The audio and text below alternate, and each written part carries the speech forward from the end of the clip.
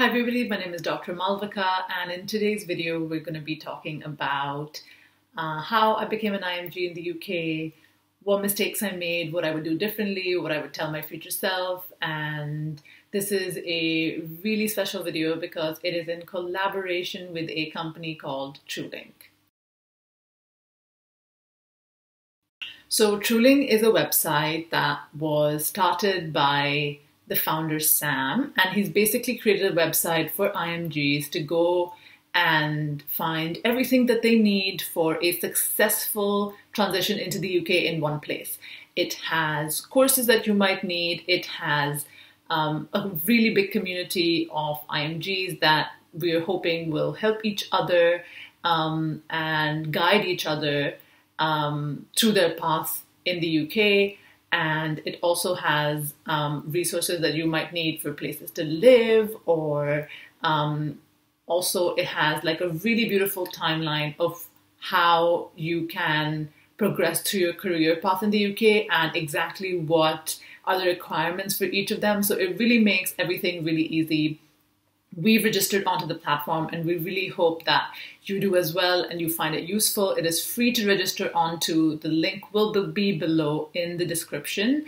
And this is their series of IMG success stories. So they really want to share stories by IMGs for IMGs, and hopefully this is helpful and you find it inspirational. And don't give up, guys. I know that, we're in pressing times and everything has changed because of coronavirus, but honestly, you can do it. And there's so many resources and so much help out there now.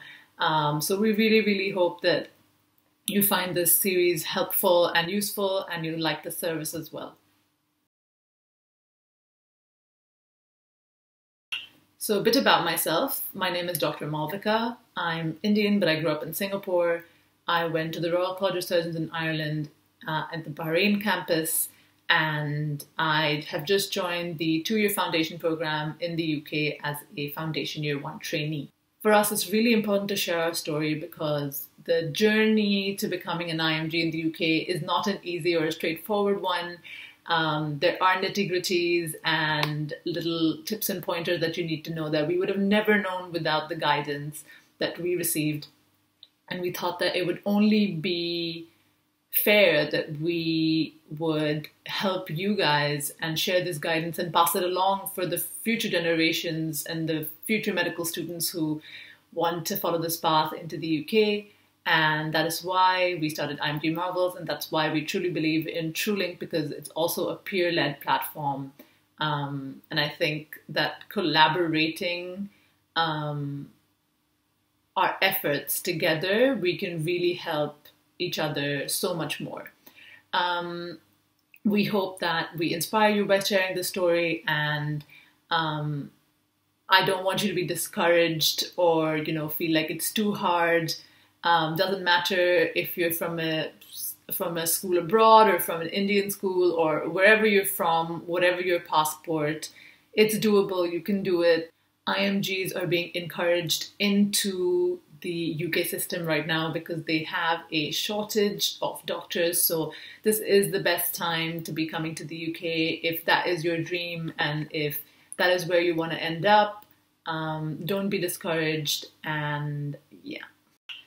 I want to inspire you guys and encourage you guys by sharing the story and, just telling you that it's real, it's possible. It's not that 1 in 100 make it. A lot of people make it, and it's one of the best times to come to the UK because they have a shortage of doctors. So if you're someone who wants to have a career in the UK and this is what your dream is, then it's definitely doable. And I hope that by sharing my story, I can make your journey a little bit easier.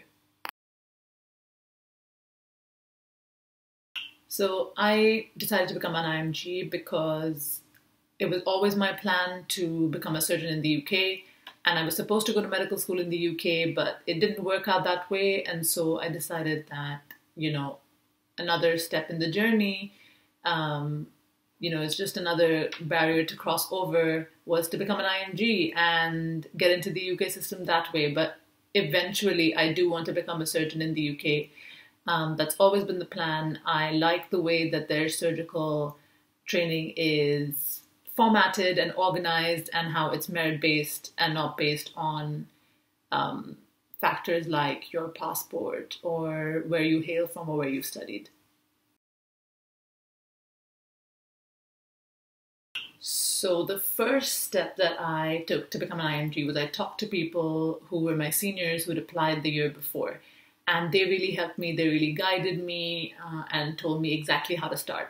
Then I went on to the official websites, the GMC website, the website for the foundation program, and looked through all of the documents, read everything that there was on how to apply.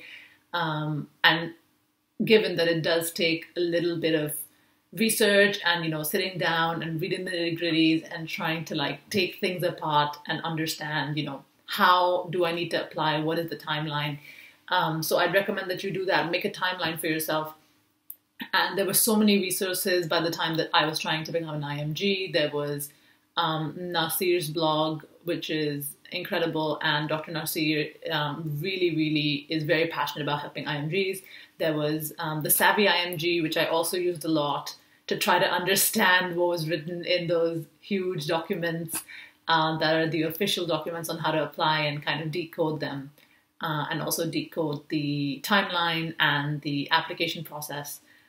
So they really helped me in my journey. So my application was just the eligibility application. Is pretty straightforward. For the foundation year 1 and 2 combined training program, it's a pretty straightforward application. And as long as you do well in the SJT, you should have a spot. It's more based on merit, your rank in medical school, and the SJT exam score rather than an interview or anything. We don't have an interview for the foundation year 1 and 2 combined training program. So that's what I was focusing on in the year, and also focusing on passing my PLABs.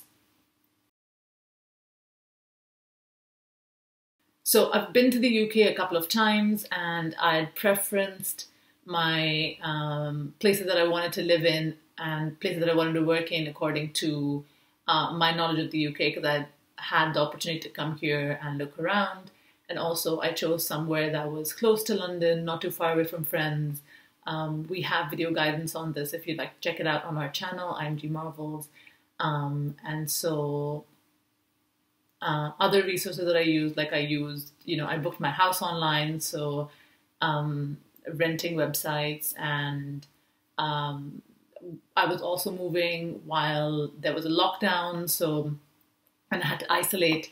So I had to start ordering everything home, but there's a lot of websites, and if you just do a quick Google search, you'll be able to kind of decipher, where you should live. And there's a lot of resources on Reddit and on the student room that you can use in order to make the process of moving a little easier. Moving to a new place can be really daunting, and doing it alone can be even more daunting. So if you can have a family member come with you, I would highly recommend that. They can, help you kind of set up your house and, figure basically things out together. And it's kind of nice to know, that you have something familiar and someone familiar to help support you. But we didn't have that option because we moved in isolation and in times of coronavirus. But still, just make sure you do your research and know where you're going, know how you're going to set up things, get things ordered beforehand so that when you move into your house, you have towels, you have a bed sheet, you have like the basics that you need on day 1, night 1 to get through it. And I think if you research well and talk to people who've done it before or live nearby, and call over your friends that are nearby, it'll become much easier. And just learn from people who've done it before. I think they are the ones who can help you the most.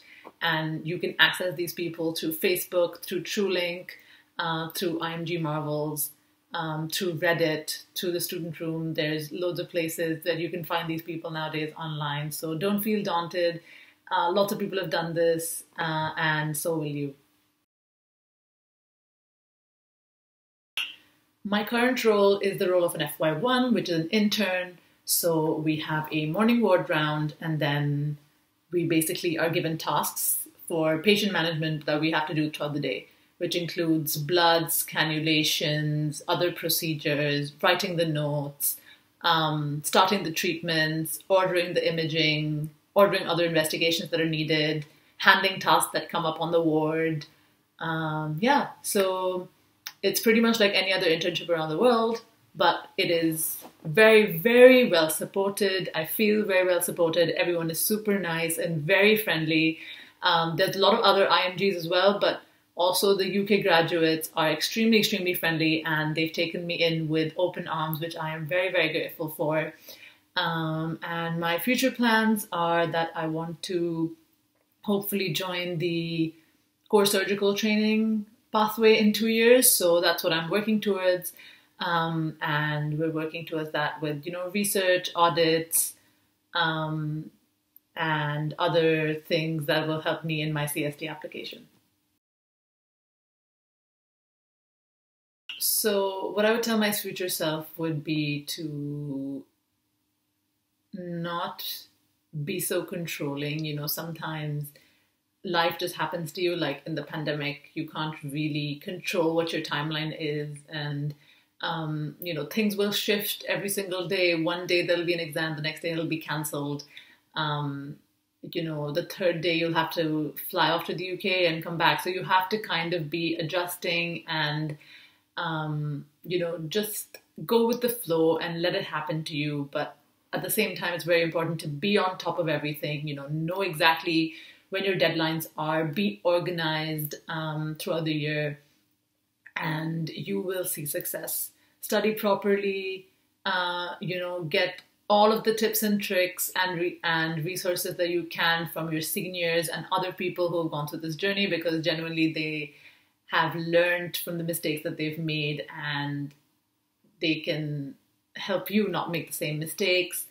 Get everything done early, as early as possible, but also pay attention to your final year medical exams and, do well in that. Don't stress. Things will happen. You will get through. There's many, many, many pathways into the UK. It doesn't have to be through Foundation Year 1. It can be Foundation Year 2 standalone. It can be CST or surgical training or medical training. It can be 4 years down the line. It can be 20 years down the line. But don't worry. Just keep at it and do your research.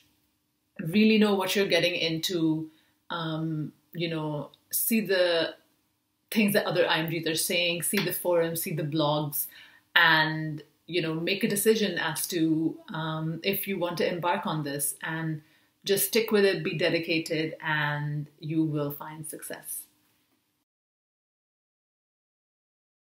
So whatever job you're trying to apply to, I wish you all the best.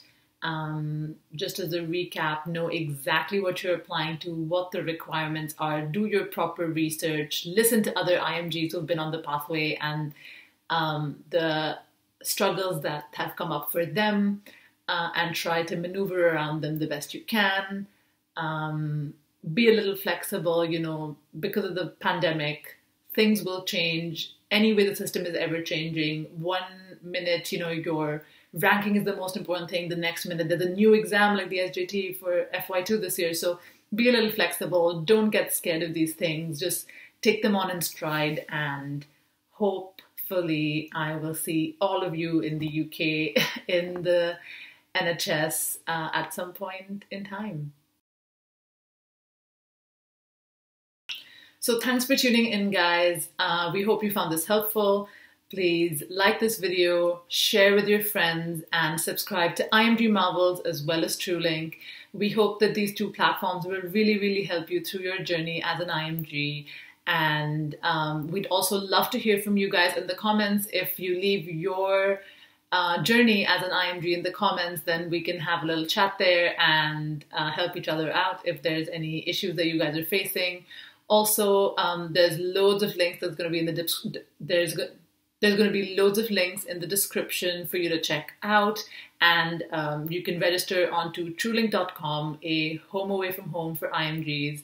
We hope that you find this service and this platform as helpful as we have, and hopefully we'll see you again very soon.